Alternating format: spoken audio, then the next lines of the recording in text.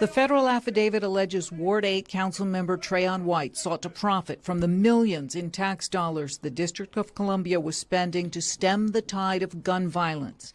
These images of White, filed with the criminal complaint, are alleged to have been secretly recorded by a person who owned two companies contracted to provide millions in violence intervention services on behalf of D.C.'s Office of Neighborhood Safety and Engagement. The unnamed business owner, who recently pleaded guilty to federal fraud charges related to the Paycheck Protection Program during the pandemic, was cooperating with the FBI. The documents allege that person bribed Councilmember Trayon White with approximately $156,000 and gifts, including travel to the Dominican Republic and Las Vegas, to pressure agencies for which the council member had oversight to extend those lucrative contracts. This is a scheme that has to stop.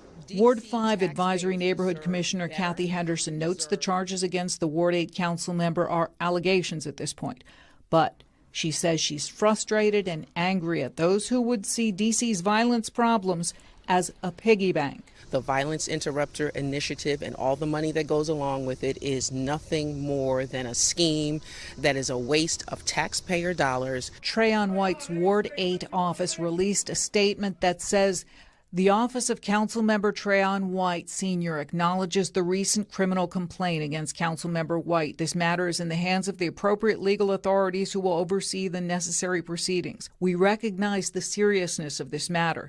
We want to assure Ward 8 residents and stakeholders that our office remains fully operational and steadfast in our commitment to serving the public. Our staff continues to work diligently to address the needs and concerns of our constituents, ensuring that essential services and initiatives are not disrupted. Trayon White won election to his council seat in 2016. It's the seat that was that of former Mayor Marion Barry. In Southeast Washington, Jackie Benson, News 4.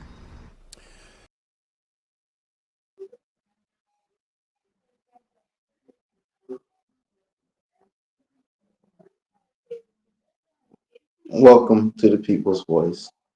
I just want to start off by, and we're going to have our guest on soon, but I have a problem when we take the actions of one person and then say that the efforts of many people who have sacrificed their time, who have sacrificed their finances, who have sacrificed their peace, who have even put their own safety and life at risk for the sake of violence interruption. So because of the alleged actions of one man, we are not going to use this as an opportunity to say get rid of a whole program, to say undo what many people have sacrificed, have spent their hours and their days and weeks, time they could have been spending with their children, time they could have been spending at home with their wives, with their husbands, with their loved ones. They have sacrificed to put in some serious work out in the streets and in our communities. It was not for nothing. It does not mean that they are not effective.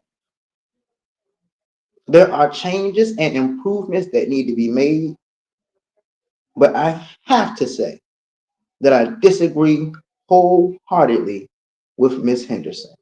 With that being said, we're going to come back with our guest, current ANC candidate for commissioner over in Ward 8, our brother Thomas Donahue. And we're going to hear a lot of things he has to say, his vision for his SMD and for Ward 8, and also his thoughts on Trayon White and our violence interruption program. Welcome to the People's Voice, DC. Decades, generations, I don't, for a very long time, and there's no money for that.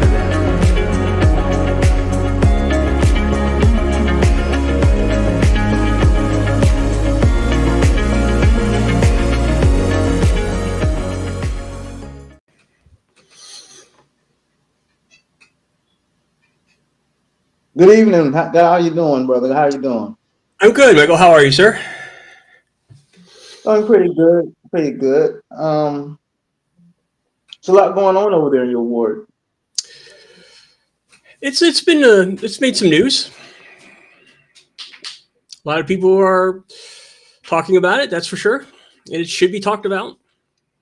It needs to be talked about. You say it needs to be talked about. You don't think that there should be more efforts to bring unity and less efforts of exposure, so to speak, or division? I mean, I think that's part of the discussion. I don't think that we can't get there without discussing it. It's a hot topic on both sides. There's a lot of people who I've seen express frustration and support.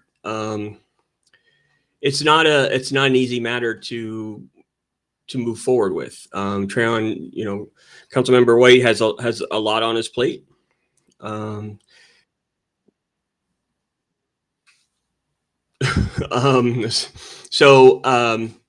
I mean, I've heard your thoughts about it over the last couple of weeks or so.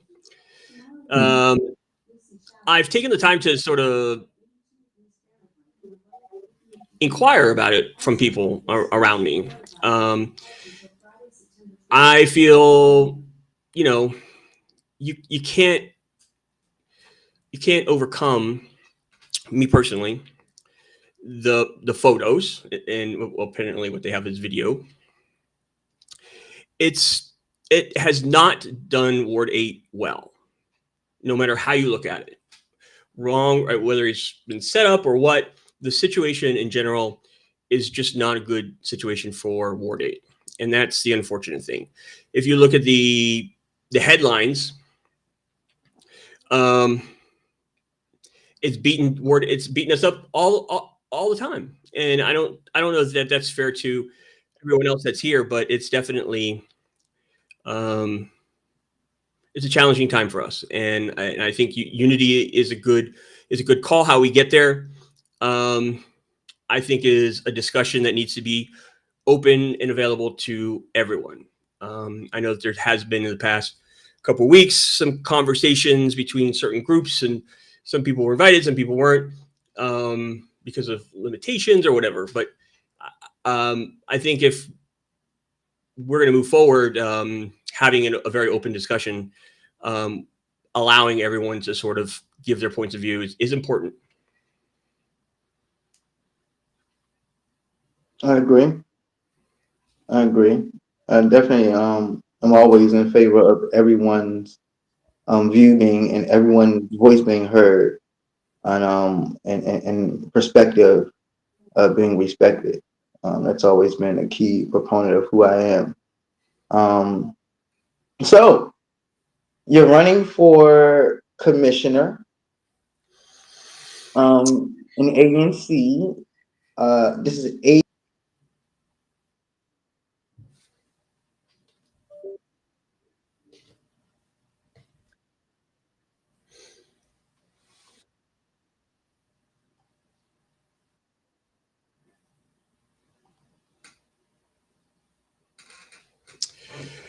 I think that Pastor Mike may have been booted off, so looks like we are apparently live.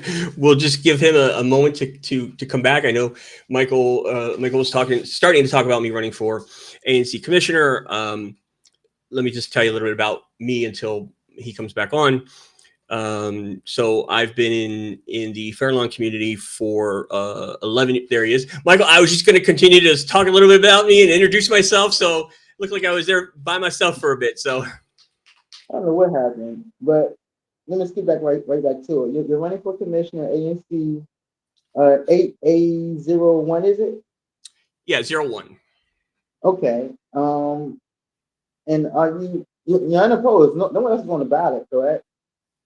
That's correct. It's I'm running. There were 5 people who signed up to obtain the paperwork, but I was the only one that submitted the actual signatures. Cool. Now, are there any write-in campaigns? Not that I'm aware of. There might be. Not that I'm aware of. I know that somebody made an attempt to challenge my petitions. However, the Board of Election, I wasn't even notified of it, so I just happened to find out about it. But so it looks like we're going to be the only one on the ballot for our ANC. Okay, sounds good. Sounds good.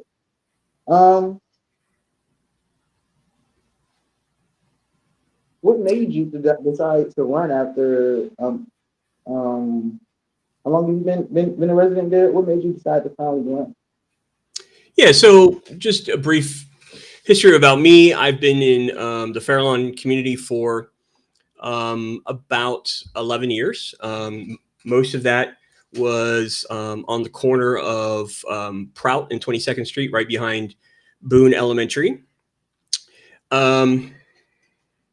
I started my small business as a photographer and videographer in 2015. And I have teetered on getting active, but not so active. I think that for the first couple of years, I really wanted to sit back and just watch and learn and listen. But in the coming months or in the coming years, I think that what I've seen from our current ANC commission, there's needs to be some refresh and change. And so I'm excited to begin to offer that. 4 of our 7 commissioners, current commissioners, will not be up for re-election. So at least half of our commission will be new, and that is very exciting and refreshing, and something that I think that should bring a lot of hope to the residents of our commission. So. Cool. Good.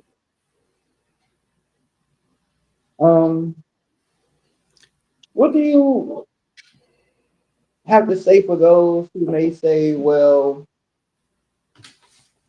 quite frankly, should a white guy be running to represent predominantly a Black constituency? Michael, thanks for asking. I appreciate you asking it. It's that is something that I have sort of gone back and forth. It's probably why I haven't ran any sooner. I have said multiple times up until now that I never wanted to run. I frankly don't really think I'm the right person to run. However, in my personal opinion, there are some concerns with our current ANC. And my goal is to run these 2 years. One thing that I don't think that we do in general is, engage in people to try to get them to run, to get them excited about it, to get them wanting to be involved themselves. And we don't do a good job of that at all. As Democrats, it's just not something I've seen here locally. And so my goal is to sort of bring a new, fresh approach to our ANC, sort of have it run like it should run. And I think that I've spoken to some of the new folks that have been running or that are running also unopposed. And I'm very excited about what comes forward. And if you know anything about our ANC and my connection with our ANC, I'm not going to hide behind the fact that I haven't been very critical of my former ANC commissioner, our current ANC commissioners. But it's not something that I'm going to, I don't back down from things when things are going wrong. And I think that once people actually get to know me, they will see that my interests are where they should be. And I'm in for doing, the right things. And so moving forward, I think that having a new, if we have an entire whole new commission, that would be great. But it's also up to us, and it's up to our constituents. My goal is to get them involved, to ask them for help, to encourage them for help, to encourage them to be involved and use their voice. I love the spirit of an ANC, of a single member district. I love the spirit of it. There are some challenges, frankly, with how ANCs work.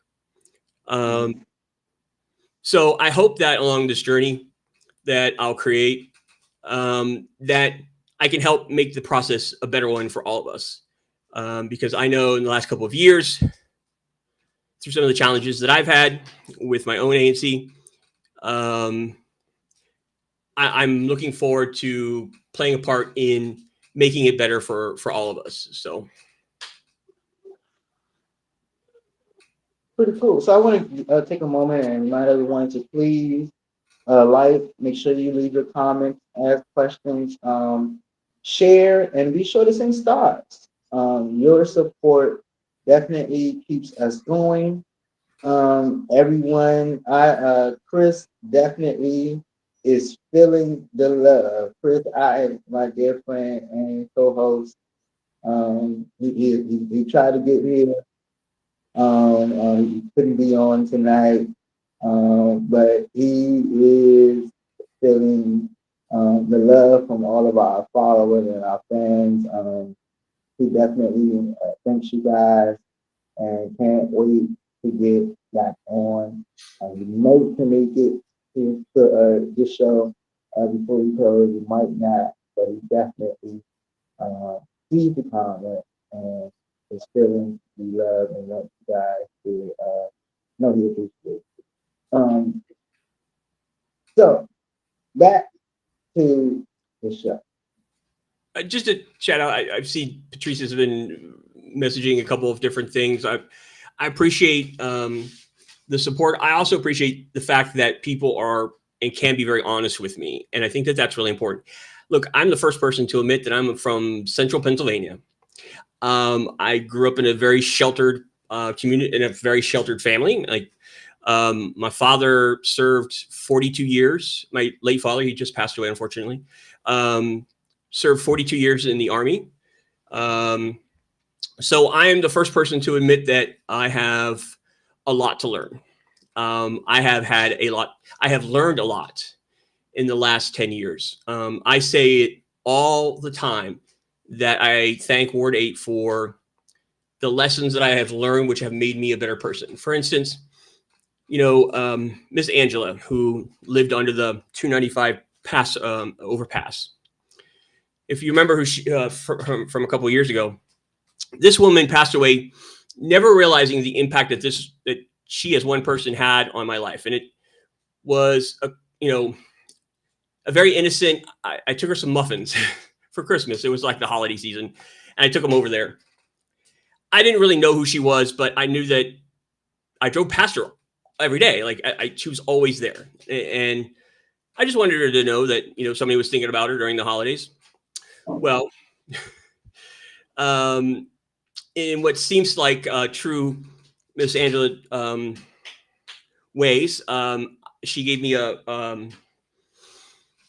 she started yelling and screaming at me, and I'll never forget it. But and I had no clue why, but it did get me thinking, and it got me thinking about the fact that this is a woman who I don't know anything about her. I don't know if she was maybe abused by a man, or and here I am, marching my way into her bedroom and and putting stuff on her. So I would have never had that opportunity or that lessons learned back in central Pennsylvania. And that's just one of a lot of different scenarios or situations that I've found myself in.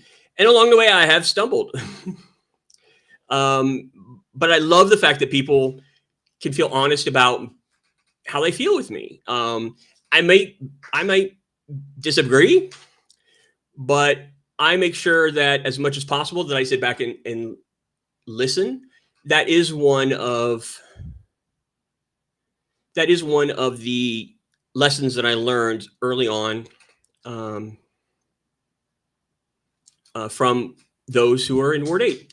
And I don't know if some of you may recall a Facebook posting about a dog park. It sort of seems to be an infamous posting. But that posting alone has had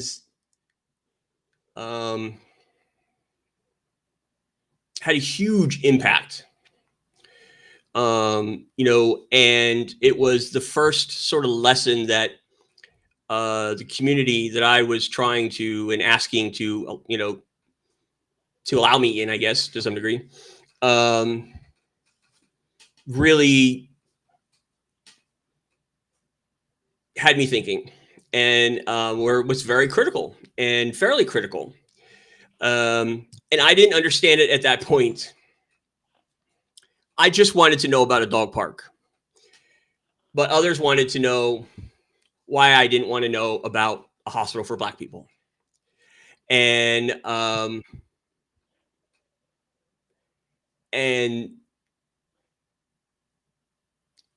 I at first I was very I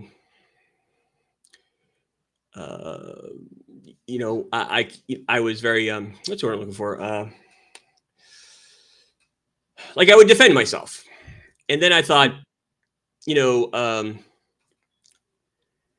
why? I mean, what I need to do is do exactly what people had told me to do then, was to sit back, listen, learn, and that's what I did from that point, really. I've made it a point to listen to people, but I also think that it's important that the community also understands that I'm going to listen, but I'm also going to ask questions. And if I want to better understand something, then understand the fact that I'm asking because that's what I want to do. I want to better understand people's perspectives.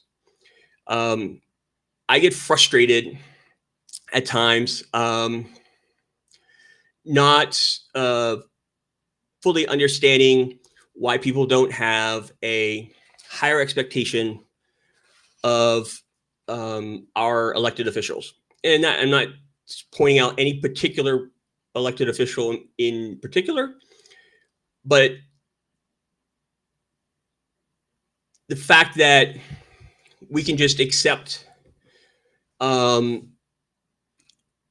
behavior that shouldn't be acceptable among our communities, that should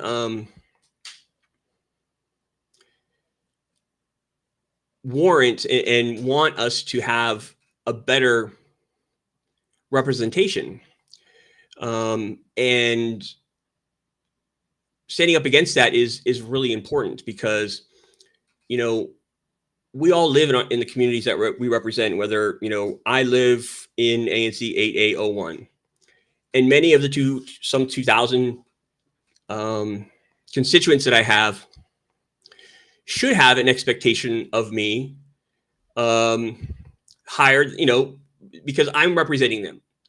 And so I should not only make myself available to hear them, but also is my responsibility to do what I can to help them along the way. Now, more than likely, when they first ask, Pastor Michael, I'm not going to know the answers. I'm going to be honest with you. And I'm trying to do this sort of, touch things here and there to kind of get a sense of what, to have an idea. I'm not going to have the answers. And I tell people that. But I'll do what I can to find the answers out. And I think that that's what's really important. There is really no engagement with our communities, with our ANCs. I have already put a year's worth of ANC single member district meetings on my website for. Well, that's key for me, because I feel like, personally, our elected officials they have gotten to a point where they feel like they are elected to give us what they feel is best for us. When in actuality, they're elected to represent us and what our thoughts and what we want and what we desire. We don't elect you to tell us what you think is a great idea and what you feel is best for us. We elect you to represent what we want and what we think and relate what we feel. And so I think it's very important that we get back to actually listening to our constituents and putting the people first. Yeah, I agree with you 100%. The one thing with me is I have always said that I did not want to be an ANC commissioner, and that's still very true. However, given the circumstances within our ANC, I wanted to be able to help make change, and along that way, I'm going to look to my neighbors. I'm going to engage in them. I'm going to get them involved. I would like to get them involved as much as they want to be. I mean, sometimes it's a scary endeavor, putting going out and collecting signatures. I mean, it was definitely an experience for me. But the more I did it, the more I found it. I don't know, liberating is the right word, but it was nice to get to know the people that live around me that I haven't talked to or met for, the whole 11 years. And one of the things that I really would like to do is bring them together, is bring our neighbors together more often. So speaking of bringing them together, I do have to ask this because I actually know the SMD. I've been around there. I know the area. And one thing I do know is that the former ANC every year had a block party. So will you continue the tradition of having a block party at least once a year? Yeah, I mean, I that is one example of bringing our community together, and I think it's a great way to do it. I'm hoping to raise some funds to do possibly something on election night, just to try to bring people together a little bit, or we'll see, something in or around election night. On back to school Monday, I was out in front, by Boone Elementary, and sort of introducing myself, sort of giving out some information about myself, so where they can go to they can go to the website anc8a.com, just to begin to let people know who I was. And it was great to see moms and grandmothers, coming out to see their kids and their grandkids going to school for the very first day.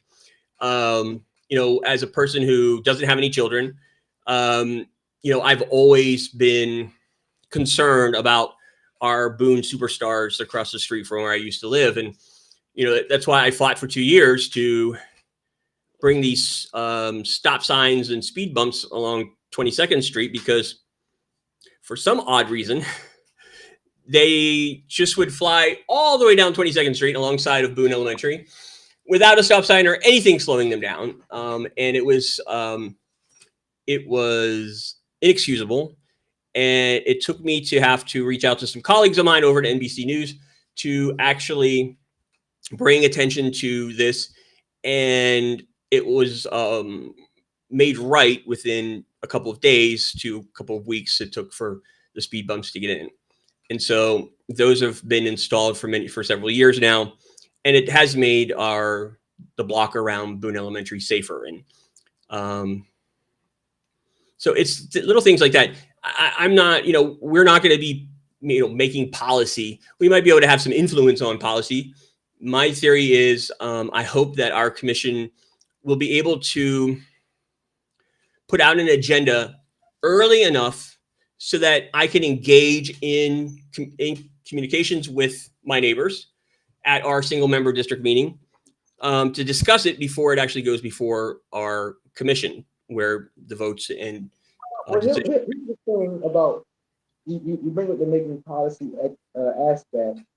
Um, a commission does have the ability to write resolutions and to present certain things to the council. Um, even work with the civic associations to present to the council. Um, you already know I last year I worked at Boone Elementary with my students, and um, I kind of grew a love for of course my students in the area right there at Boone Elementary. And one of the issues that I was having is they don't have safe pass right there at Boone Elementary. Now I'm not sure Kramer has it, which is not far away, but I know at Boone, sure it's not a high school, sure it's not a middle school, but I think people are unaware that our elementary school students um, go through a lot. They're in great danger just going home and coming to school every single day. As a matter of fact, a couple of years ago, a young girl got shot going home from Boone Elementary. And so I played the clip to open the show about violence interruption. And we heard with our dear sister. She's a great woman, Kathy Henderson. But it's okay to disagree at times, and I disagree with her call to just outright end the violence interrupted program altogether. There are aspects of it that is needed, and safe passage. It is a form of violence interruption that our babies need and that has proven. I saw a comment from my brother, Pastor Kenny Clark. Has it made a difference? Safe passage has made a wonder of a difference for our children going to and from school. Now, you're not going to find statistics that say there were 3 lives saved today, or 3 people were about to shoot, but they decided not to shoot their gun. You're only going to see statistics on the ones who shoot and on the ones who get shot.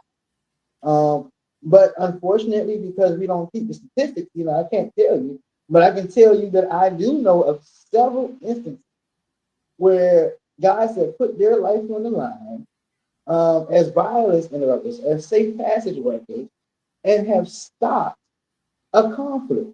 Conflict resolution is real. Conflict resolution does work. If we work it will and can work. So, will you be a commissioner that believes in violent interrupters and its program, or do you think we just need to get rid of all of the violence prevention efforts and start from scratch? Yeah, that's a good question, Michael. I mean, I'm good. I am a commissioner that will support anything that will reduce the tension, reduce the shootings. I have offered to several families my services here in Ward 8 for victims of gun violence. Christopher, of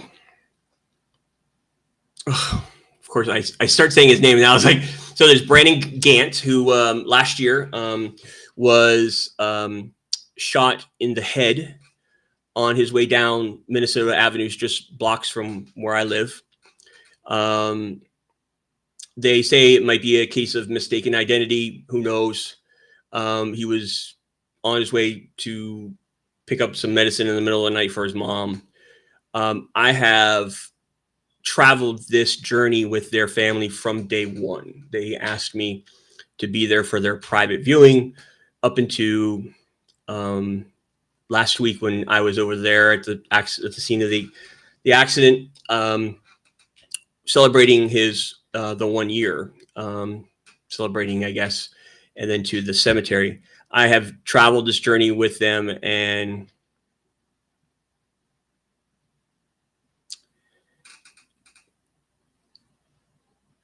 the feelings, the visions that I'll have will never leave me from his mom, seeing him for the first time, and again, another unfortunate lesson that I followed them the entire journey. And so I became very close with their family. And to this day, it's bothersome to know that, somebody's out there that, and heck, we could be passing by this person, and not even knowing it. Christopher Brown, a couple years ago, 2020, Christopher, it was during the pandemic, and there was a block party, if you recall. The shooting actually was the largest mass shooting in this country that year, where 30-something people were injured, along with seriously injured an off-duty police officer. Hundreds of people were there, and the people who have been who are responsible for his death continue to be out on the streets years later. And with hundreds of people there, I believe that the police, know what the deal is, but people are concerned about their safety, and if coming out and opening up about this. But these are the types of people that we as a community need to support each other to rid off our streets. And just 3 years ago, a man was riding his bicycle down in front of my house on Proud Street and was hit and run over by somebody who had gotten into basically an argument throughout the course of the one block. And the guy on the bicycle got off briefly, walked about halfway from the corner to the car. There were some words exchanged. You couldn't really tell what was said. He got back on his bikes, began to go over the pedestrian crossway, and you hear them running him over. Again, these are people that we don't need on our streets. And when you review that video, you can only imagine what the family felt when they saw it the first time. So this violence, anything that will help decrease the violence in our community is a good thing. I do think that it's an appropriate action for the council to review these programs, to review everything about them, really. I mean, it's unfortunate that the police union came out in, calling for its demise. However, I think you're right. There's probably facets of it that probably need to be corrected. There's probably facets of it that are very successful of it. And we should take a critical look at this program and figure out what's making it successful. I'll be straight up with the facets that need to be taken out and what need to be. The bottom line is that violence, interruption, the program in its entirety as a whole does not need to be under the mayor's office. That's the bottom line. I think that people are jumping to conclusions and jumping into, making, headlines. And I think people need to allow the process to take place. However, there's a lot of questions that have been asked, that should be asked, that I'm concerned about. And, moving forward into the election. We got the data that's already provided too. And the data already shows that there is better cohesion, that there is more effectiveness, is better efficiency with the program that's running under the AG. the great Brian Shaw, as opposed to what's happening under the mayor's office. It's number one, there's no reason why the mayor shouldn't want to be working in unity with the violence interrupters that are under the attorney general. They should be working together. It makes no sense for them to not work together and not share data. So that part is just crazy. Number one, but it just shows. I just feel number one. Number two, the mayor has a lot of problems and a lot of issues that the mayor's office is responsible for. I don't understand why not allow the attorney general to take on that, which he has. The attorney general's office historically has proven to be good at that. And again, looking at my brother Pastor Kenny, his auditing program. Why is there so much money and the violence is still at an all-time high? Let's be honest, violence is going down. First of all, but and violence is going down across the nation at that. But why? Let's look at where the money is being spent and how effective per dollar. Is there more money being spent where it's less effective under the mayor's office, or if it's more, or is it more money being spent where it's less effective under the attorney general's office? And when you examine the two, I think everyone will see that there are these programs under the mayor's office that are less effective than the programs that are under the attorney general's office. Yeah. So, and I'll just go ahead and respond to Kenny. You definitely can check the data. You're welcome to come on to the show, and we can talk about this face to face. But the bottom line is, in this country, crime is going down. Whether you're a Democrat, whether you're Republican, whether you're a Libertarian, whether you're an independent, I don't care what you might feel like. I don't care how your neighborhood might feel. But in this country as a whole, crime is going down. well, In Michael, the city as a whole, crime is going down. well, And we I can do debate care what about my that neighborhood later. thinks about this. So if my neighborhood is under impression that's wrong, then that's partly my job to get out there on the streets and let them know what the truth is. And so I think it's an important role of our ANC commissioners to be more engaging with our communities. And so I do care, and I'm going to care. And I look forward to the listening sessions, the meet and greets in the next coming months, because again, I'm an outsider. I get that. I understand that. And there are things that not only am I going to need to understand or want to understand better, I'm going to be looking for and encouraging and engaging our neighbors to be involved. I can't do this alone, nor should anybody in this position do it alone. But we have to be engaging and ask individuals for help, ask them to get involved. And it's those people that do get involved because they've been asked and they've been engaged and confronted about it that will make some of our greatest elected officials. I have no plans, no intentions to run a second term. My goal is to continue to put the pressure on our current ANC commissioners for change, for them to follow the law, and help promote and find additional people that can get involved so that they can duke it out in 2 years for the next election. So you won't run for council member after ANC commissioner?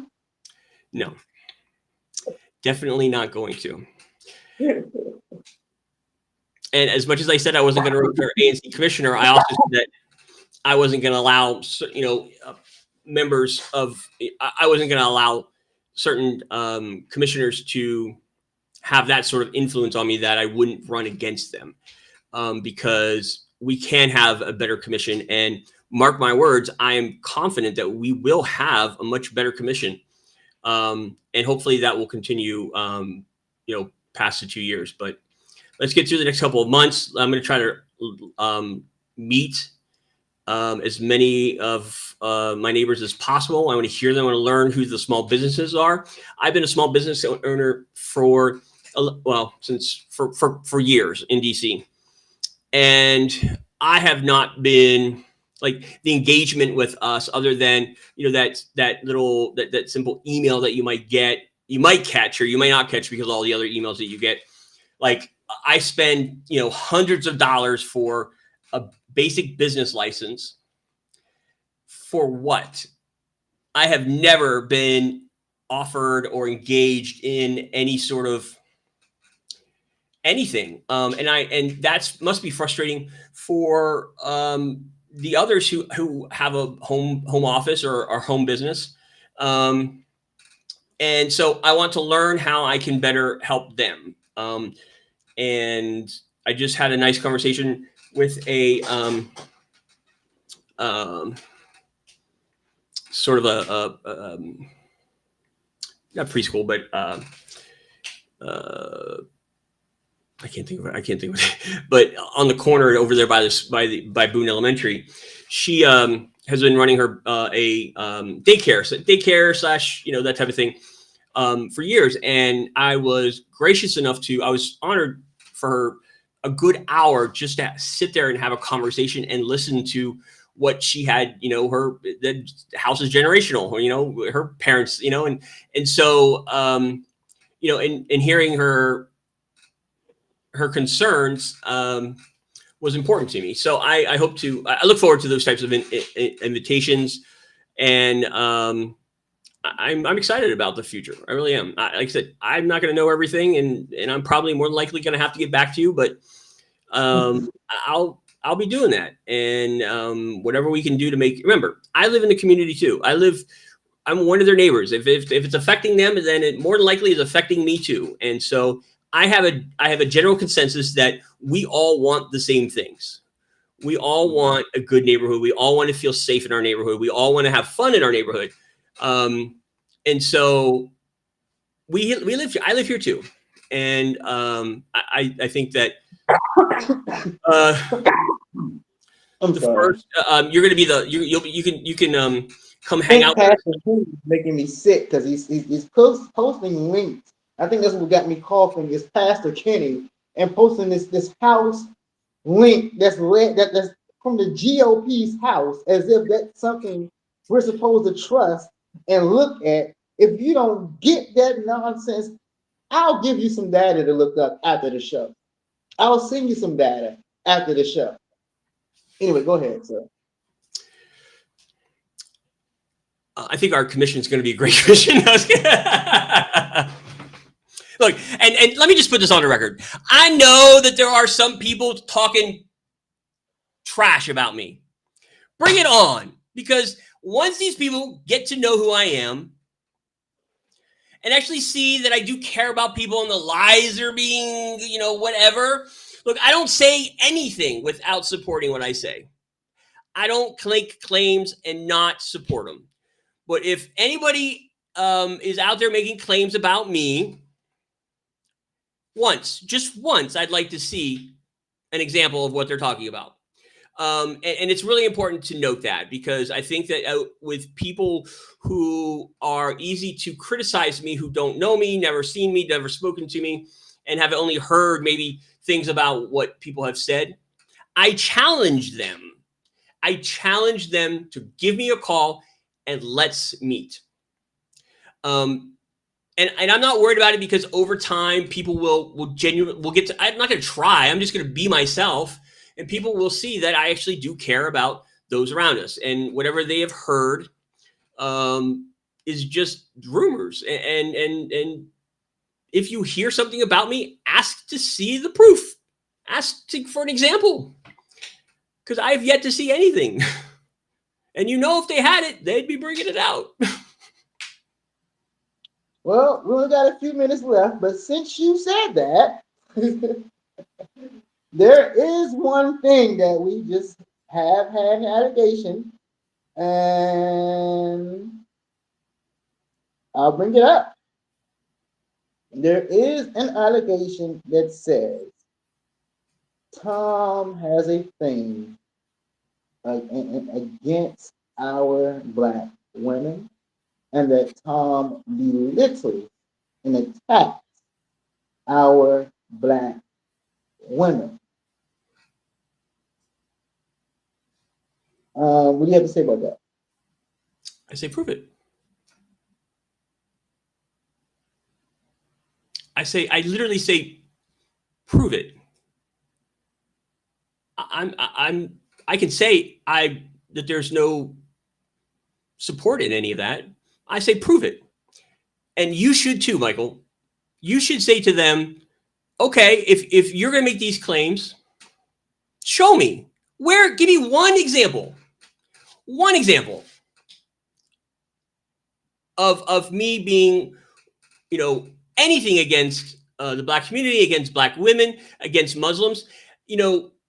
I'll say her name. Holly Muhammad decided that she was going to fight back because she kicked me out of an ANC meeting years ago for basically echoing what others had said because they wanted the meeting to progress. And she blocked me from attending 6 months worth of meetings. I appreciate her zest and her fire, but she's firing it towards the wrong people. I would have much preferred taking both of our energies and putting it into something good. But since for 2 years, she has made claims that are simply just not true. And anybody that knows me, that actually knows me, will already know that that's not true. And so I personally put a challenge out there to anyone to, show me, tell me, say that to Brandon Gant's mother, who I was, who I haven't talked about. Nobody knows that I've done, these things within our community. They don't need to know. But Brandon Gant's mother knows how much I love her and her family and how much they mean to me since his death. Christopher Brown's family, like I could go down the list, and there would be families that would be completely supportive of me and the work that I have done. I'm not out there talking publicly about it because it doesn't need to happen. However, it is absolutely unsubstantiated. There has never been one example of anything that Holly has said. And I challenge anyone to find it. Now, Holly took this pursuit on against me. I'm not exactly sure why, actually.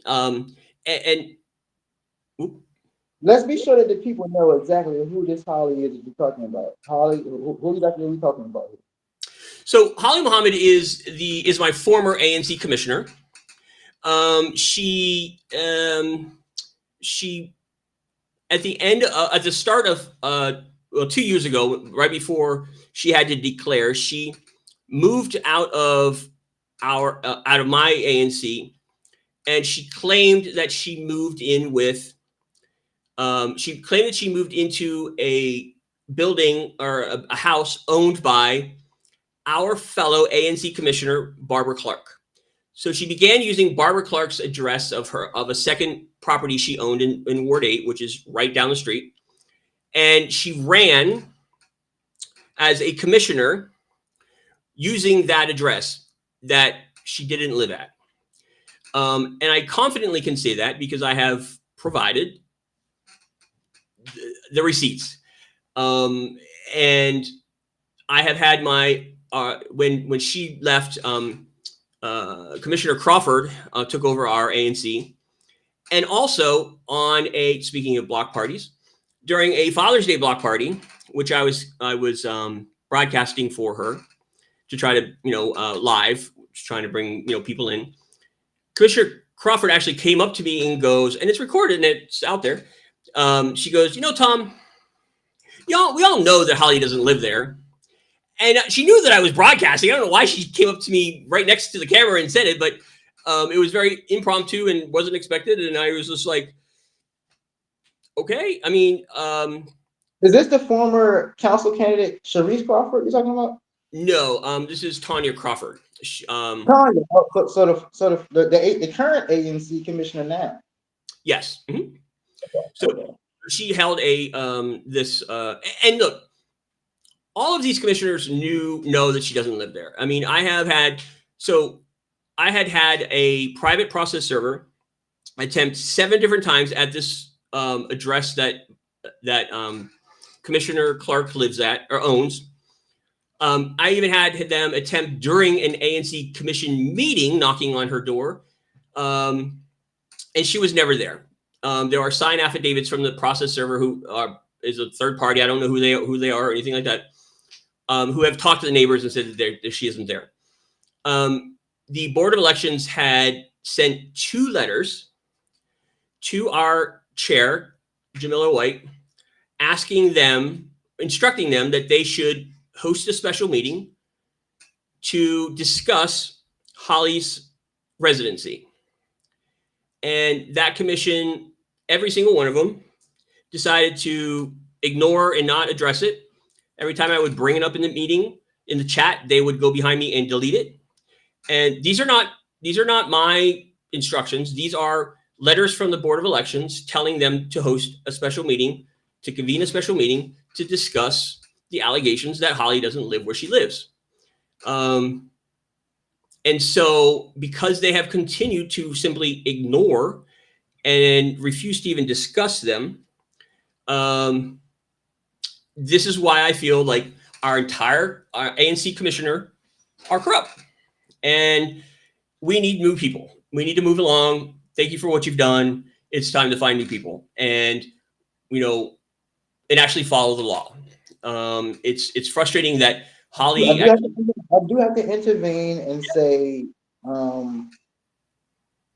I can't speak for Holly Muhammad and a lot of the other commissioners, but I do consider Jamila White a friend. I do consider her a great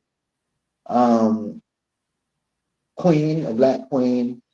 I think she has done a tremendous work in our city for our people, and continues to do a great work in our city and for our people. And she's very brilliant, by the way, but very intelligent, brilliant young lady, beautiful young lady, should I add. But I wanted to point out a couple of things as far as the address. Did not the OANC allow this to go forward? Did they not rule in favor of Holly? So no. So the office of the ANC has no power. They do not have any legislative, no power at all. The only power that the office of the ANC has is in relation to releasing funds. So if the ANCs don't provide their quarterly financial reports for 3 quarters, or less actually, they can actually take the checkbook away from the ANC. That's the only thing that they can do in regards to financial. That's the problem with when I said earlier, when I was talking about there are some challenges with the ANCs. The people, the appropriate place to determine who and what happens to ANC commissioners, according to like the Board of Elections, is the people. And so they sort of are their own entity. There's really not, unless they commit crimes in which, break the law, and then the law enforcement agencies, can get involved. But and you can look at it, Michael. I you know me, I don't say anything without putting it out there, and they have blatantly refused to host this special meeting, and they have done everything they can to get me silenced, These are such, great people that they, want to continue a narrative that says Tom's crazy, Tom's this, Tom's that, da, da, da, da. But then So nobody you're wants to. saying that all you ask is for a special meeting about Holly, or is it about the fund? It's a law. There was a sufficient amount of evidence that was presented to the Board of Elections that requires the chair to call a special meeting to discuss the matter of a residency. There's 2 different letters that were sent to our entire commission. Now, keep in mind, Commissioner Crawford has already said that they all know that she doesn't live there. That's not my words. That came out of her mouth. We know that the Board of Elections has sent 2 letters to them telling them to host this special meeting and to take steps to fairly have a discussion about it. Let's talk about the evidence. I would want Holly to have every ounce of fairness, just as much as I should. Go to the Attorney General's office at this point.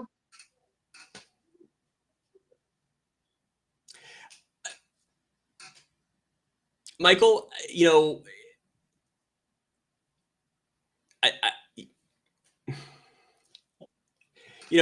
I think that there are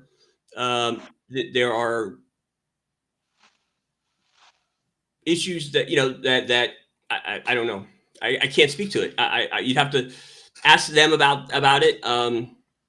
I do think that it's concerning because we also have to have confidence in our electoral process.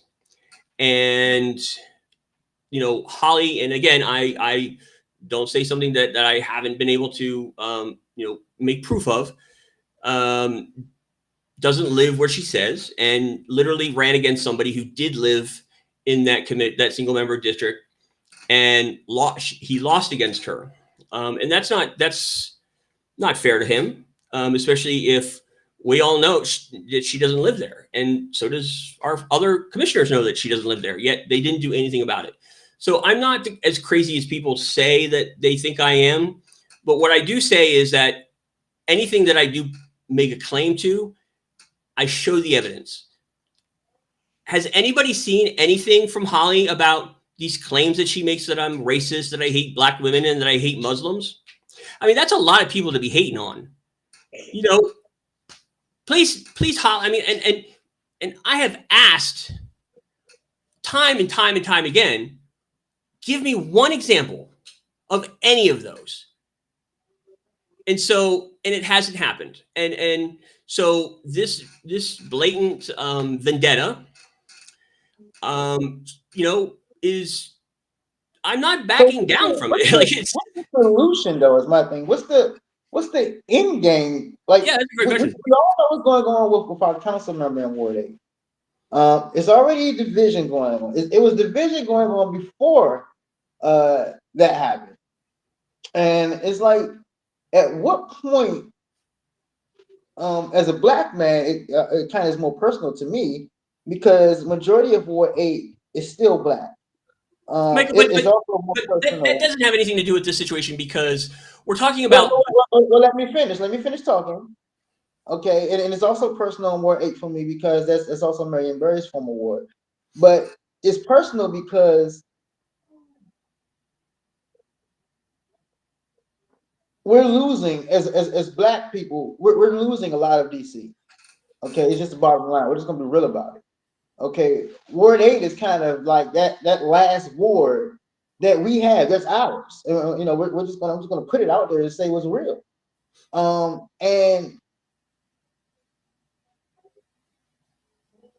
what I want to see for the betterment and the advancement of the people in Ward 8 is unity. I gotta keep going back to that. And so I'm saying, what's the end game? If government never steps in and rights this wrong against that Holly Muhammad committee, if they're saying, hey, look, we're not getting involved, even if it's wrong, it's strictly up to the people, let the people decide. tell the people what's going on. If they still vote her in, they still vote her in. It's kind of a Trump-like thing. You know, if that's what happens, where do we get to a point of unity? And that's what I'm trying to figure out. How will you bring the commission together? How will you help work to bring Ward 8 together? How will you bring that community together? Great questions. First of all, I would say before we even do that, this would all be settled. There would be unity, and I, in fact, would promise and commit to even working with Holly for the betterment of our community if somebody goes and actually asks her to stop doing what she's doing. Because which is she continues to claim that I am racist, that I hate black women. And I hate Muslims. Still doing it today. Yes. I mean, she has said it during our ANC meetings when I was muted and unable to say anything. This is not me. Like this is a woman who has completely attempted to destroy me, all because of what? I actually don't know. But I'm not the one causing the separation of people. What I'm saying is we need to follow the law. And unfortunately, Holly doesn't live where she says.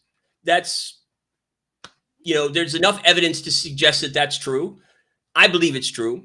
I haven't done anything wrong, Michael. I don't know. There's nobody that, look, Michael, this has been going on for 2 years. Has anyone came and showed you anything or talked about anything of which any three of those claims are true?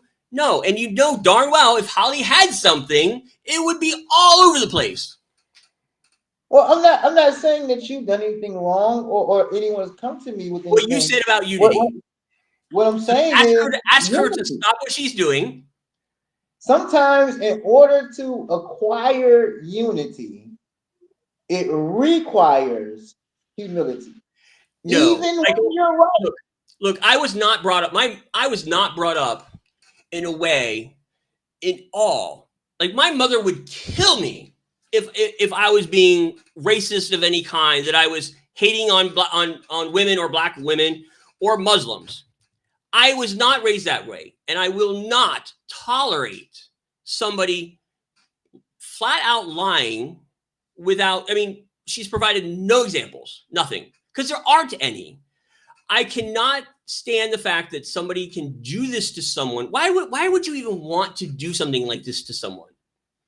And so I will not back down from three claims that are very important. Do you know how hard it was to start collecting signatures for a recall campaign when on the actual petition, she claims that I'm a racist, that I hate black women, and that I hate Muslims? This was actually printed on the petition that I was supposed to walk around through my neighbors asking for their signatures to remove this woman who has ejected me and refused to allow me into 6 months worth of meetings.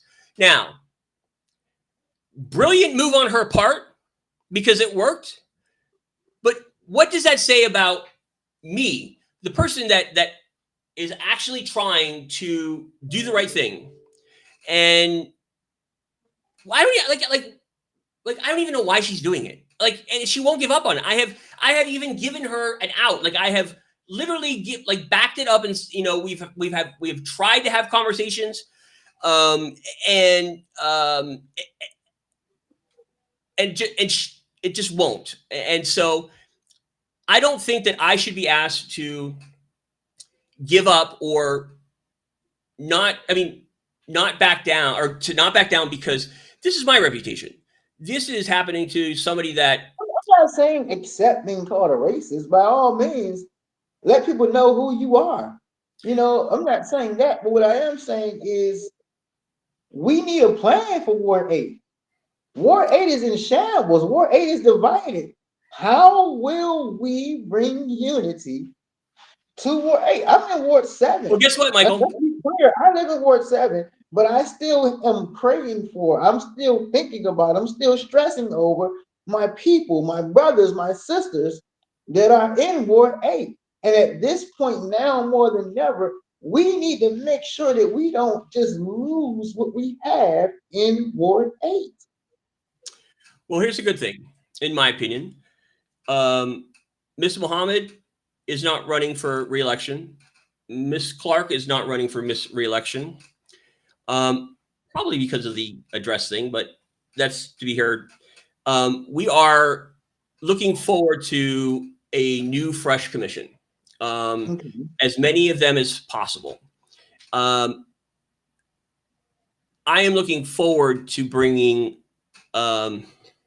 new people into politics, into being able to know that they have a voice. Just alone, making sure that my neighbors, whether no matter what color they are or what ethnicity they are, like we all should be able to be comfortable to have our voice be heard.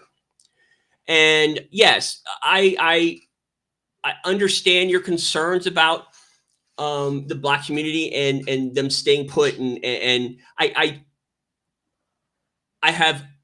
understand that. But why can't somebody? I hope that Holly will be open-minded to putting an end to her claims. I look forward to that because it will move So on. Harley says, you know what? I'm done. I'm finished talking about my time. I just want us to just work together so our community can become better. If she does that, are you saying that you're willing to say, I'm done trying to pursue any type of? She needs to acknowledge that what she's saying isn't true, because it's not. I mean, and if it is, then show me. Compromise. Yeah, the compromise. I shouldn't have to compromise off of something that she has literally just made up. Politics. This is politics. I'm a Democrat. It's not politics. This is not about politics. This is not about politics. This is about the way that I'm perceived. I own a small business. Yeah, but you're a commissioner. You're on a commission. You're being trusted to work with businesses and developers that are going to come in. You have to negotiate. You do have to compromise. That's a much different scenario than somebody that is looking at you and spreading these false claims about being racist. That's huge. Yeah, but that's the biggest thing. What I'm saying is that's personal. Suppose look at the food desert. I always talk to people when I say this about Ward 7. We have a food desert in Ward 7. Okay, someone comes to me that I have a history with, that I can't stand, that I don't like at all. But they say, hey, look, I'm a developer now, and I have a plan. I can get you guys a Harris Teeter right in Ward 7 in no time. Because I can't stand them, because I feel like they're corrupt, because I feel like they're a liar, because I feel like they cheat on their wife, all of the personal things they said about me. You think I'm going to stop my ward from getting another grocery store? No. We put personal things aside and we do what's best for our constituency. Of course. And so what I'm saying is that for you, if Holly is saying, hey, look, I'm willing to put whatever I was doing aside to work with you for the better of our community. No one's about to apologize. No one's about to suck up or anything like that. We're just going to say, look, just work together for this project. Are you willing to do that? I'm willing to. I look. What I'm doing is I'm moving forward with new commissioners, with a new vision.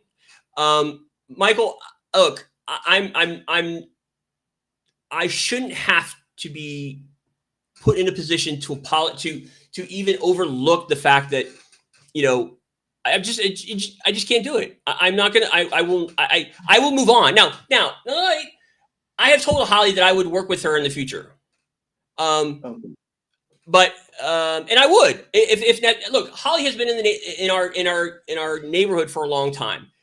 I just wish Holly would have put her efforts into working with me rather than against me a long time ago. And for whatever reason, she has chosen to work against me. I'm sorry. I don't know why that is. But Holly has never been able to prove or suggest or make an example or give an example to any of her claims, not one time. And so she knows it's not true, and she continues to make these claims. And so, but the good thing is, from my perspective, we have what appears to be some great new unopposed candidates for our ANC. It's gonna, and I'm looking forward to working with them. I'm looking forward to, not being the last commission to have our quarterly financial reports in, because these are things that we should be looking at. The community, the public should be keeping us all accountable. And I have asked multiple times from our commissions for submitted FOIA requests that they had not provided. They have never provided. In fact, I had to get an attorney involved in order to obtain some of that information. That should never have to be. I commit to absolutely being transparent. I have always been transparent, and I don't think that anybody, everybody knows that I have always been transparent. And I will continue to do that. I definitely commit to a transparent government. You know that even when I ran, that's been one of my biggest things, is making sure that our government becomes more and more transparent. And I live that life. Me as a pastor, there's no one who can say that I hide certain things or that they don't know things about me, because I show it. I tell it. I make sure that I am transparent, and we have to be a transparent government. That's the only way that we can be an honest and an incorrupt government, is that we have to be transparent, and we must also hold our government and elected officials accountable. I'm 100% on board with that. Now, you put me in the hot seat. Let me put you in the hot seat. For sure.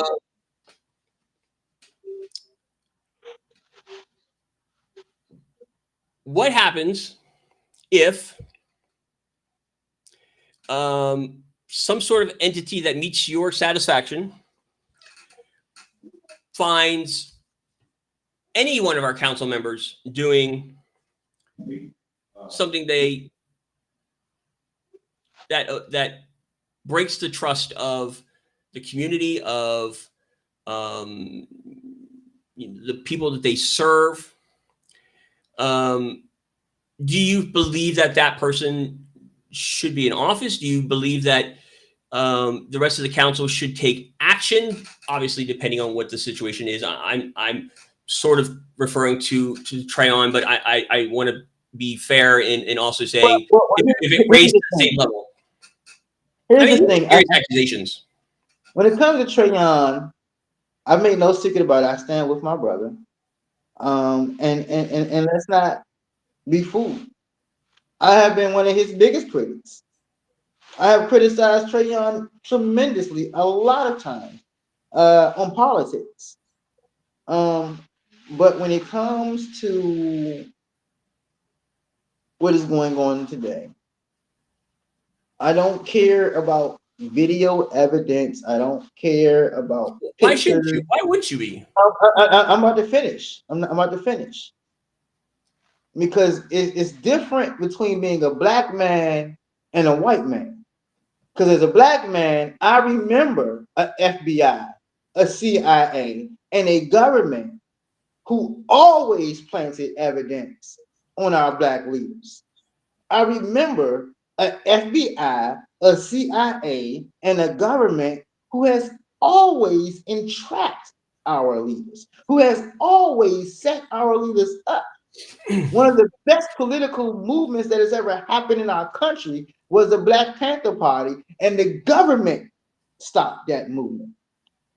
One of the best people in this country ever was Dr. Martin Luther King and the FBI. Listen in on that man and tried their best to discredit that man's character. So don't come asking me why I don't trust the FBI. I have a right and a reason not to trust the FBI. Am I saying that it's right for you to go and take bribes? No, I'm not. But am I saying that I believe that the FBI can entice and set somebody up for failure? I sure as hell do. Okay, let's just assume that he was set up. Did he still not break the? I mean, and we're not talking about just like one time. We're talking about 4 different times over multiple weeks, of which maybe in between, you would think, somebody, you would have second thoughts about Did it. he actually steal? Did he do Jack Evans? Did he actually steal from the government? Did he actually steal from the people, or did he? Was it somebody who said, "Hey, look, I'm going to give you some of my personal money to make sure that a program that's already going, a program that's already saving lives, just continues."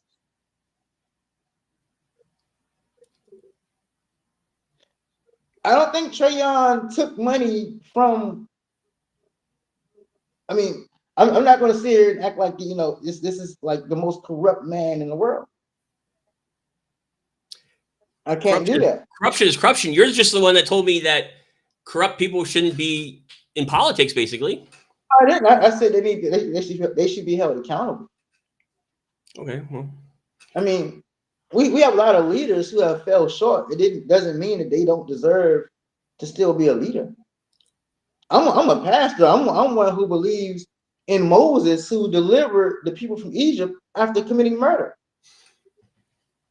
I'm the one who believes in a king that's named David, who was one of the best kings that is in the Bible, who committed adultery. So I mean, I just don't. It's not in my character to look at someone and says, "Hey, look, they made a mistake and they did all of this greatness."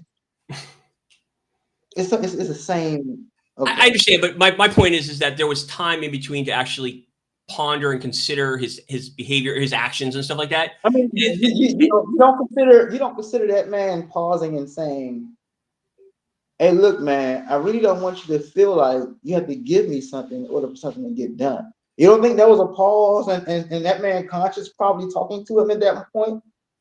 Well, I would have hoped so, but I would have thought that would have ceased the action that he ultimately took, was a closed white envelope full of cash that he stuffed into his, apparently accusing of putting into his pocket.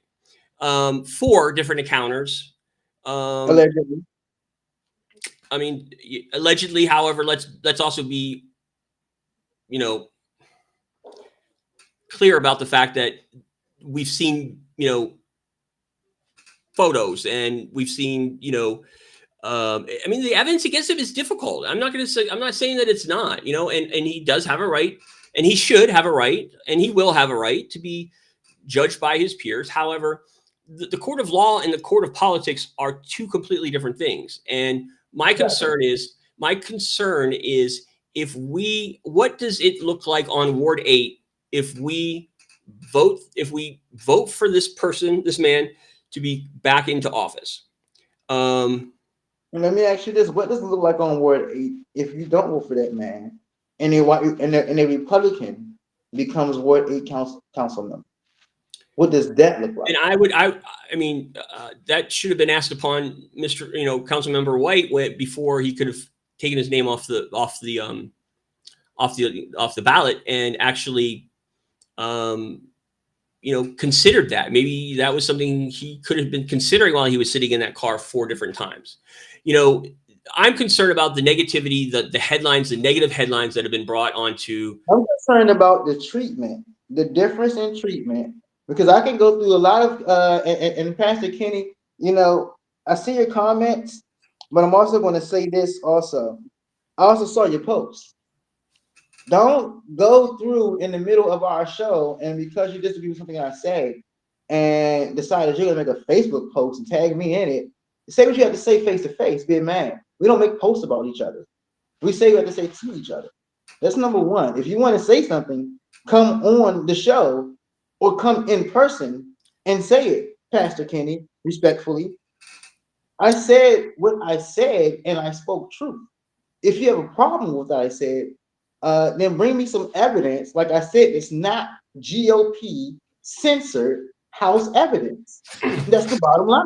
Oh, so can I interrupt for just 1 second? Since you're talking about evidence and insisting on having evidence, do you mind maybe keeping that same level of expectation for this woman that you highly speak so highly of? Because I think I should be given that same level of respect. What do you think? What woman are you talking about? I'm here. I don't know why my camera froze. Let me try one. What there's, I mean, we're talking about the person that has made all these false claims about myself.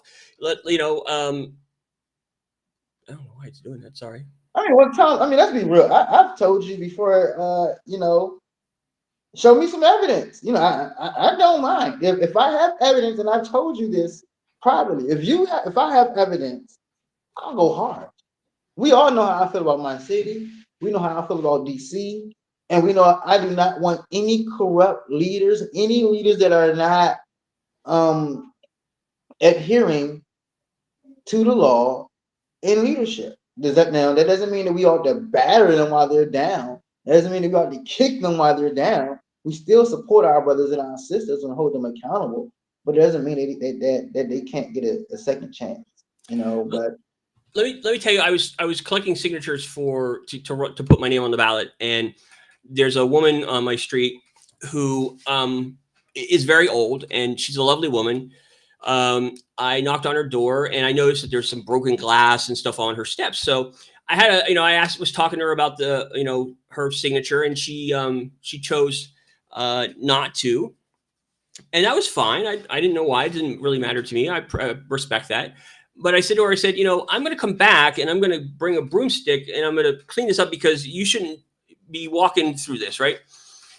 It was like an hour or two, a couple hours maybe. I came back and I cleaned it up, and as I was, a woman walked out who was her mother, and she immediately had this negative connotation about me, and I challenged her and asked her, and I really wanted her to engage with me because I think that's fair, and I said, please tell me what you think.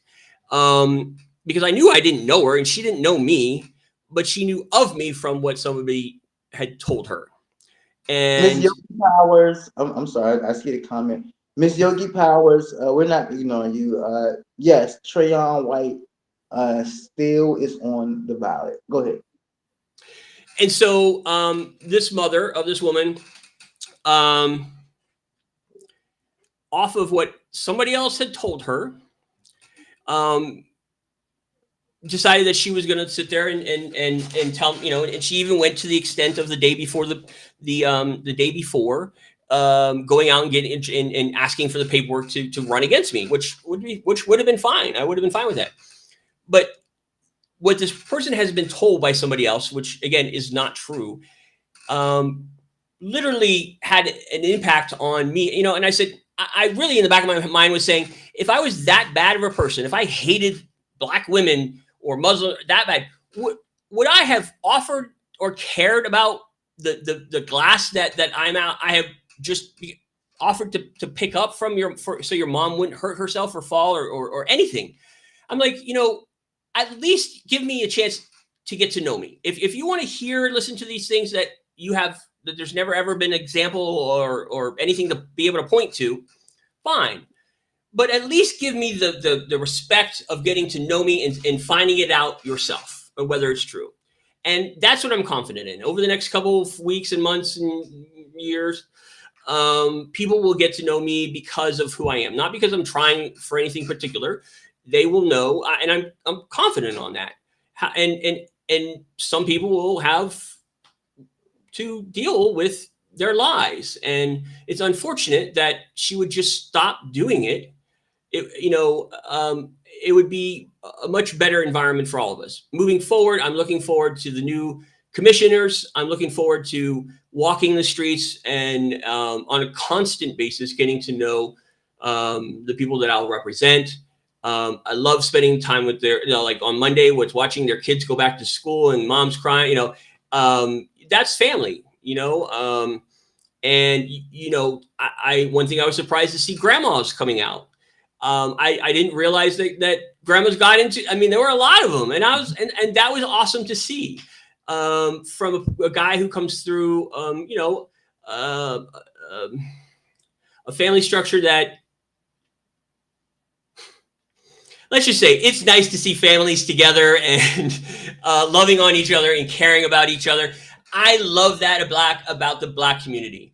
I love it about the Black community. And, Miss Gant, Brandon's mom, has, said that I am part of her family, and so much to the point that when my father died and was buried in here in Arlington, they actually came out and was there. And they may have been the only Black people in the crowd. Not really. There was, but but I was proud to have her. I was thankful. I was proud. I mean, they are family, and I would do anything for them as much as I'm sure that they would do anything for me. So for the next time that somebody hears somebody calling me a racist, or that I hate Black women or Black or Muslims, my phone is available. I ask you to call me. And Michael, I have never shied down from controversy. I've never shied down from being available to somebody or talking to somebody. But for God's sakes, at least give me the opportunity to get to know me. I think that is, and draw your own conclusions rather than off of a personal vendetta that I don't even understand why it's there. So my phone is always available, 202-660-9950. And I'm willing to meet with anyone. So let's just tell her to stop. If everyone just tell her to stop, it's ridiculous. But I'm here, and then we're gonna have a good watch our ANC. I'm just saying.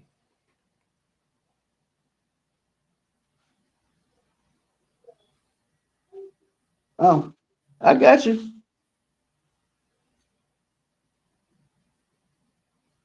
Oh wait, so what was the question? Did we miss the question?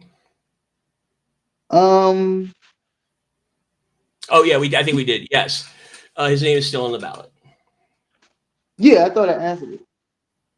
You did. Okay. I might be seeing. Let's respond to my dear friend Pastor Kenny. He's been on one. Pastor, I don't know what's going on today.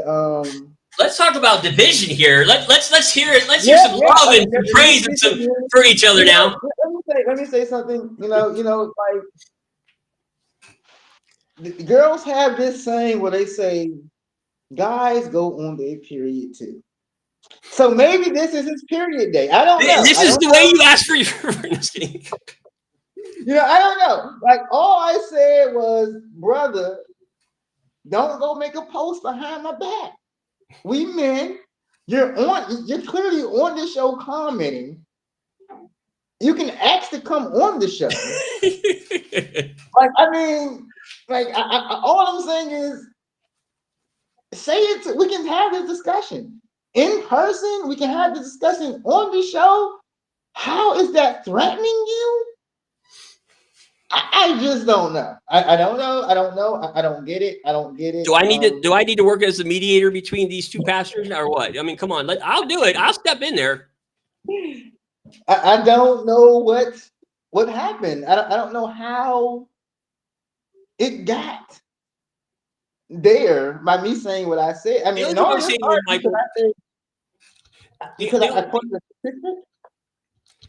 only thing that I would say to you is, and I love you dearly, but because you are a person that people listen to, that people may even look up to, it's really important that you set an expectation that our constituencies, our neighbors, should expect more from those that represent us. And even though no matter how you may feel or how close you might be or whatever to anybody, the bottom line is that we need a political system that, as much as possible, is free from corruption, has people in it that is in it for the right reasons. And so, I caution anybody to sort of lead this charge of not being cognizant of what's actually happening, and as much, and being realistic to what's before us, and making sure that people know that there are certain behaviors that are not acceptable and that we should expect more from our elected officials. So I look forward to finding what the council finds.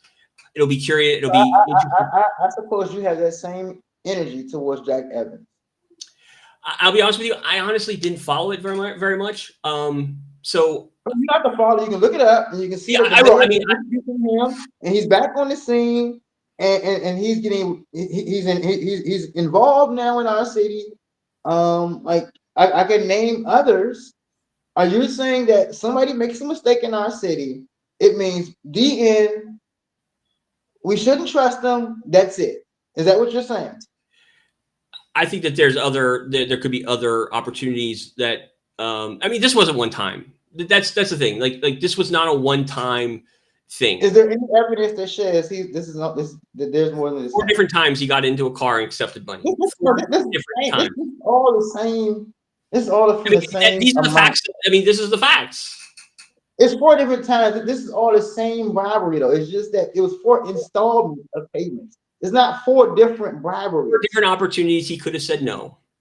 4 different opportunities he could have thought about what he was doing, and he still did it.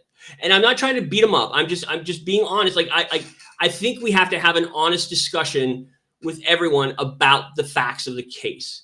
And I'm willing to have an honest discussion as long as we have an honest discussion that says that people of another race, that people that have a different color commit these same crimes. Of course. And they get slapped on the goddamn wrist.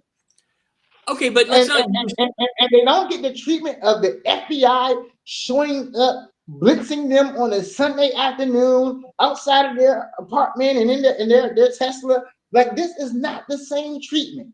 This can we also take that into account? That should be. Can I mean, we that also be real about that? You know, I questioned why he was, you know, scooped up on a Sunday where he would probably have to spend the night in jail. Like what was the intent or the, you know, what was the intent behind that? However, you know, he shouldn't have put himself in that position. Well, Ms. Powers, this is my point, is that there have been other elected officials that have broken the law, but they get nowhere near the same treatment as Trayon White has.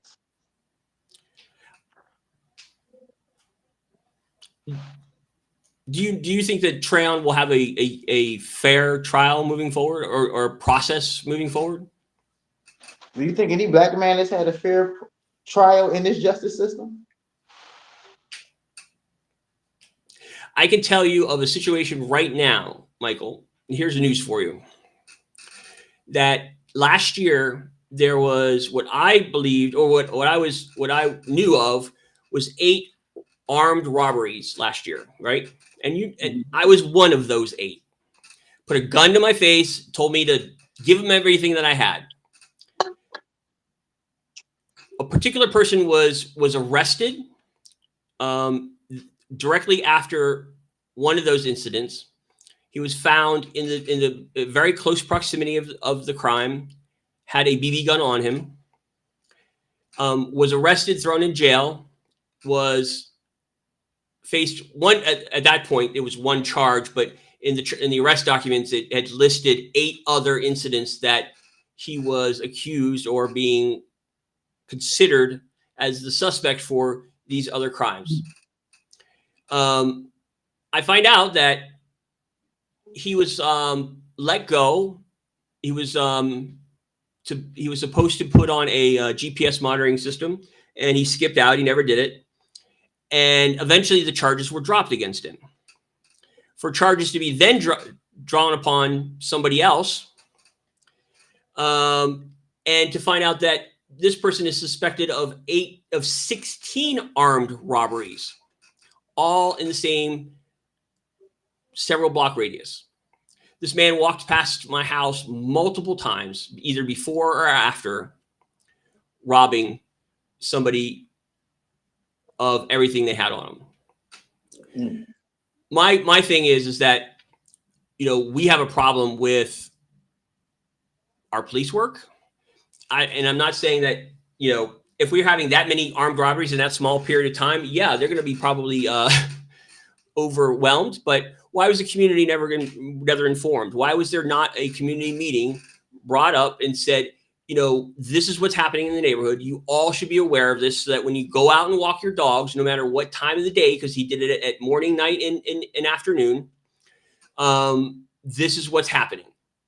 And it didn't happen. It was a failure on multiple parts of our elected officials, of MPD. Like there should have been, I mean, we're talking 16 incidents. And because they may have charged initially somebody else, which who knows what the situation is at this point. Maybe they're working together. I don't know. But this is serious. And, the person that has been since arrested for it he's been in jail, and they have rescheduled 6 different federal check-ins. There's been no activity on what's happening. There was some talk about that they were in the midst of a plea deal. So what will happen is they'll take maybe 2 or 3 of the strongest cases where I know in my own case that the detectives failed in following up on leads to video surveillance that would have ultimately proven that he was staying in one of the nearby buildings, and would have stopped them from doing it continually. But because they ignored, they didn't do it, he continued to be out on the streets. It is concerning that this all was going under, and nobody felt it was important to tell or make an announcement, put flyers up, go down the street with a bullhorn, whatever you got to do to let people know that this was happening. And now we wait to see what will happen. Is they'll charge him with the strongest 3 or 4 cases, which means that when it comes to the victims' rights of each one of those people, that because their actual crime didn't get charged, they lose the benefits of being a victim, meaning they don't get the rights to know what's being kept up on, what's going on, what sort of plea deal may be offered, that they won't get a chance to speak before they're sentenced, things like that. Those are some additional concerns that I have as far as the rights of a victim of a crime, of a serious crime too.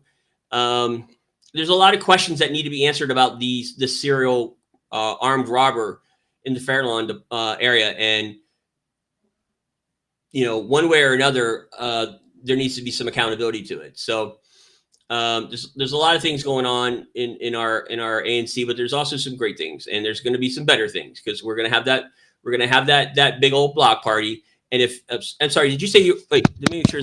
Did you say you were testing? Word 7? Is that what you said? Oh, sorry. We just extended invitations to, our neighbors, and, I mean, we already took y'all leaders from y'all, so now thank you guys for the grocery It's okay, because we're creating our new one. We're creating new ones, better ones. And in 2 years, let's revisit this conversation, and then see who really wants to call me all kinds. In 2 years, I'll be glad to, because we will have been 2 years strong with our new council member, my man Wendell Felder, who I think is going to do great things in Ward 7. So I would be willing to put up the advancements of Ward 7. I was talking about Ward 8. We were talking about the great people, my neighbors, my new friends, my neighbors of 11 years. Ward 8. They call it the great. I was going to go there, but then I do want to walk a certain line so that I'm not, I'm not called anything that I shouldn't be called or anything, because that could be looked as, We gotta close. We gotta end this show. I'm gonna let Pastor Kenny go and get his mic off so he can get over his period. We gotta end this show. Pastor Kenny, Michael, thanks for the opportunity. No, brother. thanks for the opportunity. I'm going to do a meet and greet on Tuesday. I encourage anyone to look at the website that I created. It's got some information about ANCs and where they came from, how they work, things like that. Also, some upcoming meet and greets. It's ANC www.anc8a01.com. If anybody, I encourage you to, sign up for the listserv so that we can, the biggest thing is people have constantly tell me they don't hear what's happening. They don't know what's involved. So the only way that I can be able to do that is if you scribble your name and your email address into that little box and allow me to keep you updated. Otherwise, I'll be out on election day all day, encouraging, trying to capture my neighbors' information and contact information so I can keep them up to date, because nobody's going to want to miss these parties. Except for maybe you. So thank you. I really appreciate it. I appreciate the time, and wish you well. When are you gonna? Oh, no, where'd he go? He disappeared. Oh, now it's my show. Just kidding. I guess we're ending. Michael, thanks again for everything. Take care.